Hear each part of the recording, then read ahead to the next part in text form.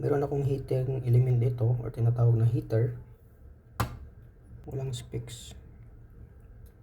Pero given na yung voltage ito. Nasa mga 240 volts. Ilang watts ba to?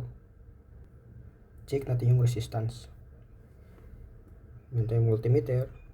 Set natin sa resistance. Yung resistance niya ay nasa mga 155.5 ohms. So, ang gagamitin nating formula ay power equals V squared divided by resistance. Given na yung voltage, so ang gawin natin, compute natin yung watts. Okay?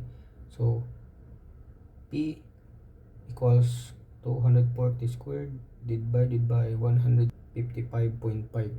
P equals 371.42 watts.